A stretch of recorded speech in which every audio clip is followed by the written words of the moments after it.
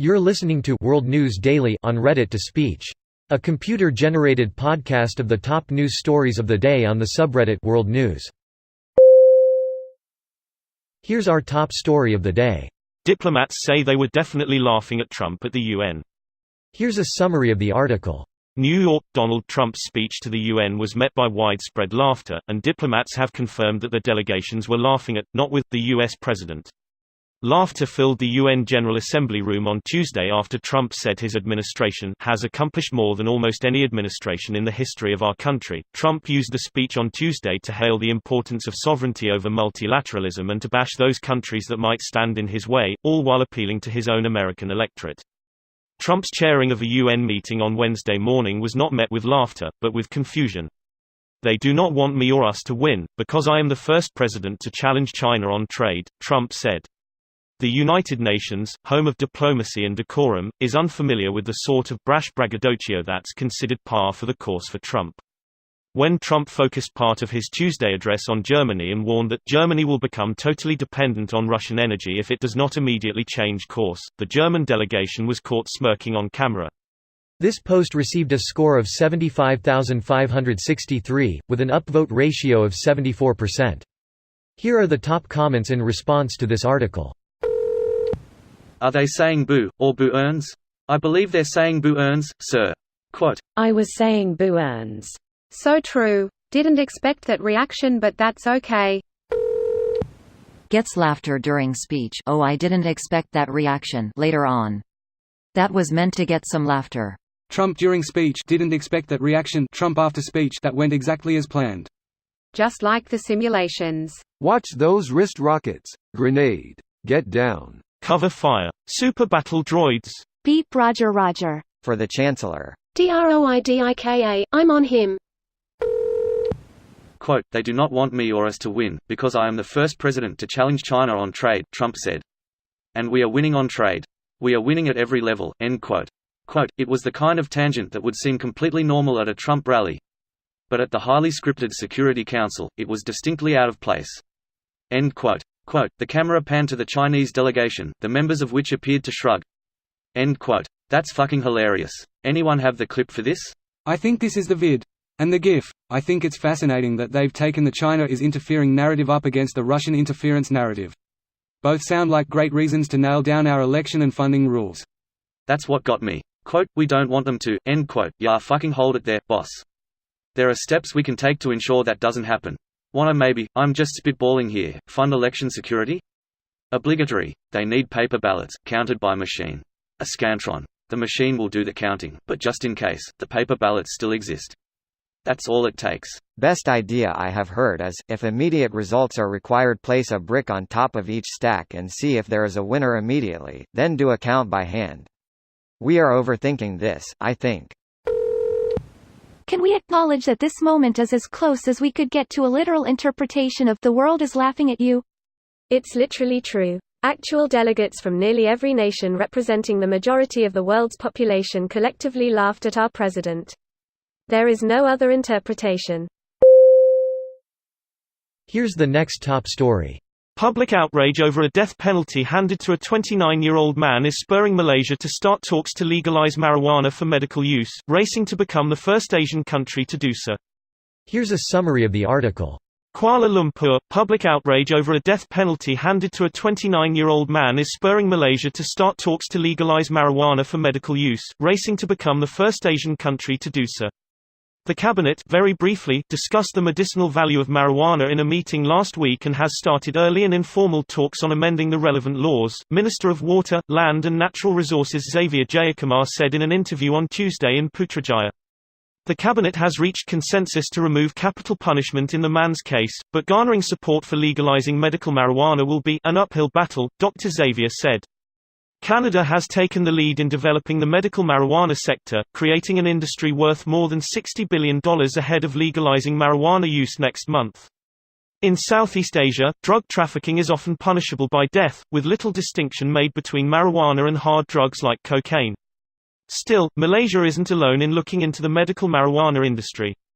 The challenge for Malaysia, which still imposes capital punishment for some drug trafficking offences, is how to draft new laws that are specific enough to differentiate marijuana for medical as opposed to recreational and other uses.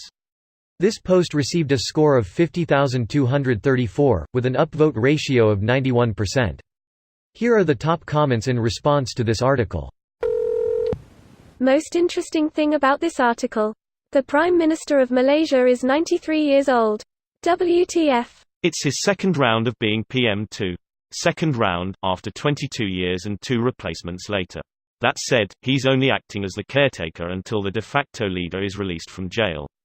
Edit, my bad, Anwar, opposition leader, was released the day after they won the election. Mahathir is caretaker, interim for a year. So the actual leader is in jail. I feel like every piece of information I get about this whole thing just makes it stranger. Trust me, it's way crazier than you think.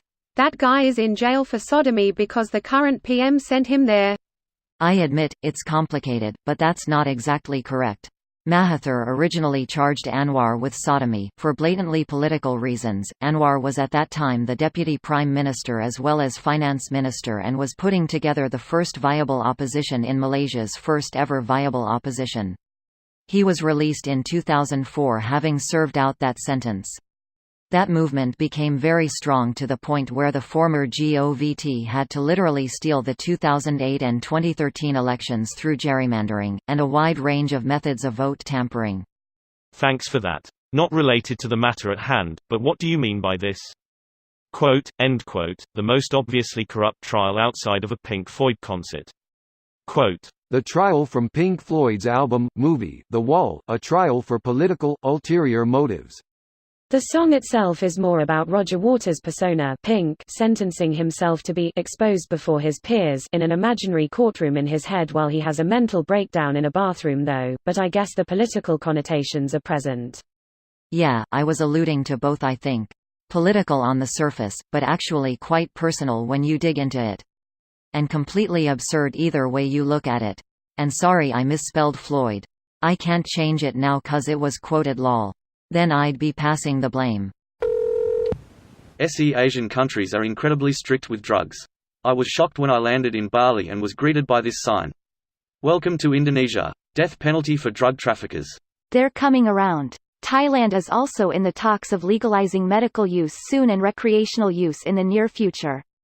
Ironically enough, the strictness came from Western influence. Sishan, especially island people, are generally very tolerant and often users of weed. Thailand's a bit weird with drugs, they ban weed and stuff but still sell Xanax and Valium over the counter to anyone. Here's the next top story. President Trump referred to a Kurdish journalist as Mr. Kurd during a press conference on Wednesday. Yes, please, Mr. Kurd, go ahead, Trump said in a press conference at the United Nations in New York while calling on a journalist. The Kurds are an Iranian ethnic group in the Middle East. Here's a summary of the article. Referred to a Kurdish journalist as Mr. Kurd during a press conference on Wednesday. Yes, please, Mr. Kurd, go ahead, Trump said in a press conference at the United Nations in New York while calling on a journalist. The Kurds are an Iranian ethnic group in the Middle East. Trump addresses a reporter as Mr. Kurd, pic. A New York Times reporter later tweeted that the journalist's name was Rahim Rashidid and that he works for Kurdistan TV. I love it, he said when asked about Trump.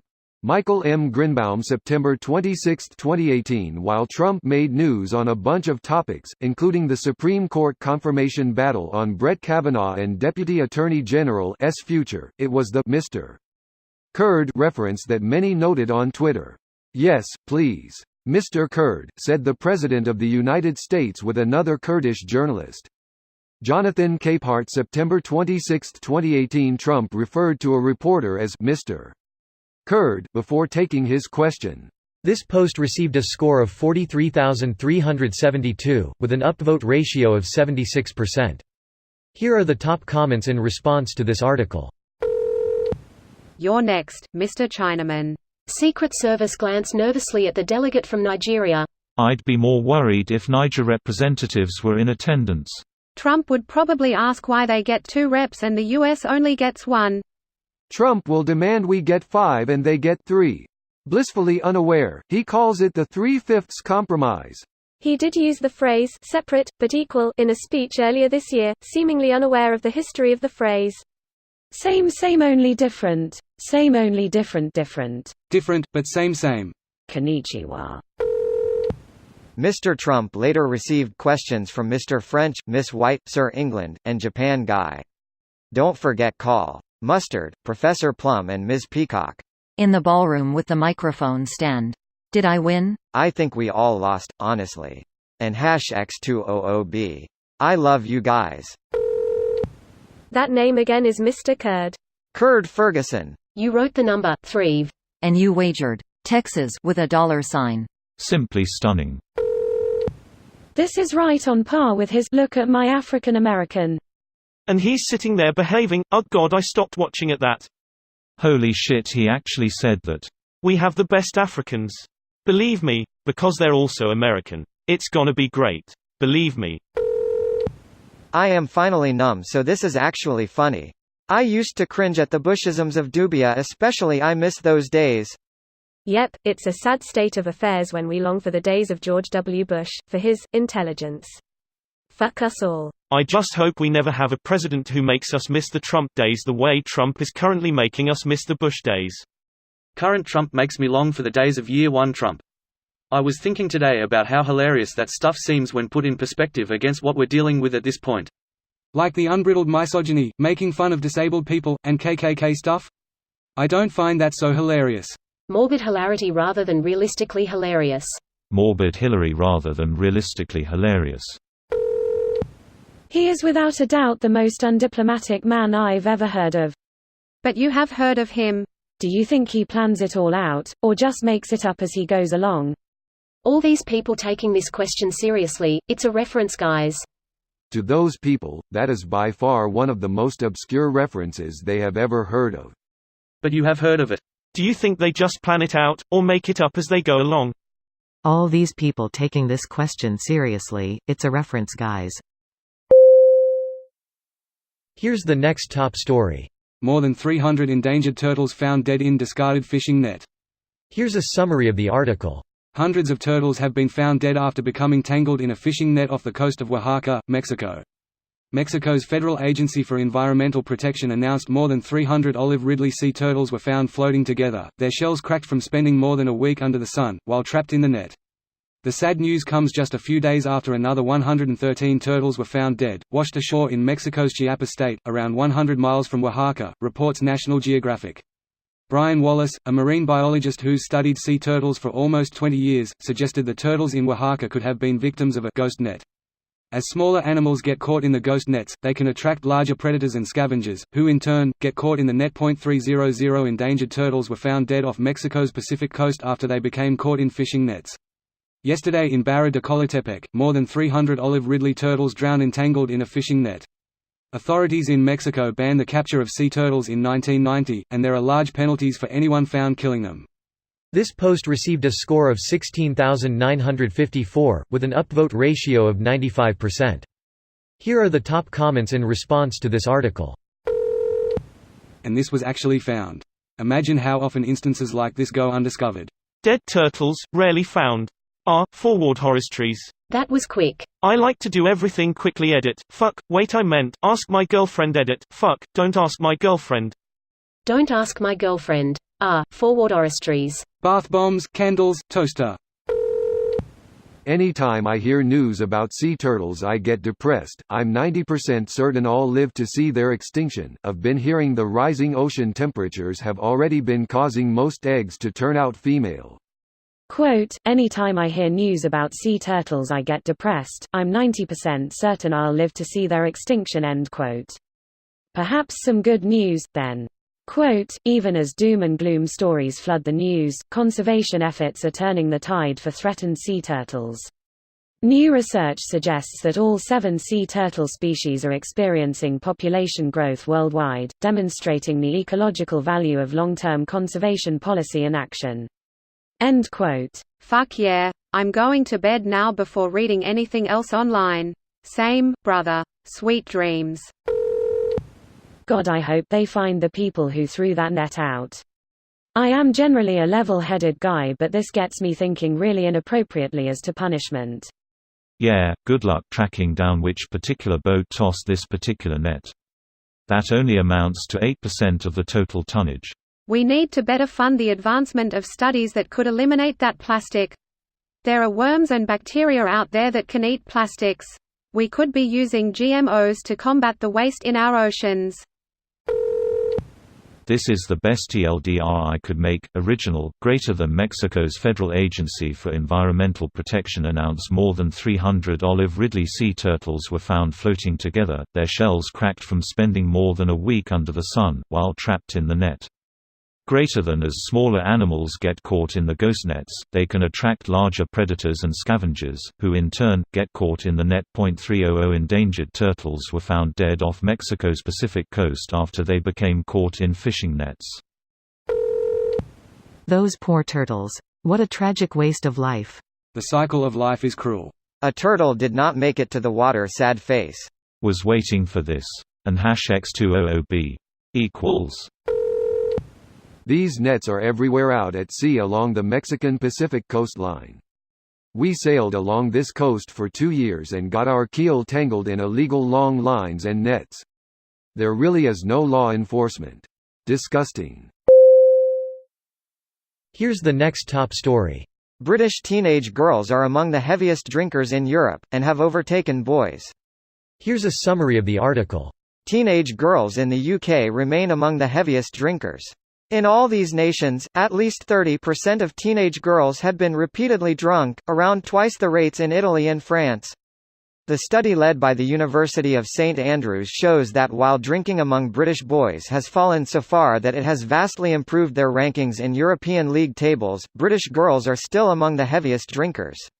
It comes amid rising levels of anxiety among teenage girls, fueled by social media, and rising levels of self-harm. The statistics show that in 2002, 54.7% of English girls had got drunk at least twice previously, falling to 30.9% in 2014. The position of Welsh girls remains unchanged since 2002, as second heaviest drinkers. Scottish girls went from 5th to 4th ranking, with 32.9% having got drunk twice when surveyed in 2014, compared with 51.8% in 2002. This post received a score of 12,052, with an upvote ratio of 95%. Here are the top comments in response to this article. Can I have 4 sambucas? This is the DJ booth. My name is Beth. 4 sambucas. You won't be accepted to the party if you indulge in alcohol, sorry. Strict healthy policy. AAAWH, can you make it 4 rum and coke theme? Hold the rum. Yep, my younger sister is 18, has literally binge drank at least once a week since turning 18 and was binge drinking before that. Yup, I have gotten into the position to see my younger sister, 17, and her friends after picking them up from parties.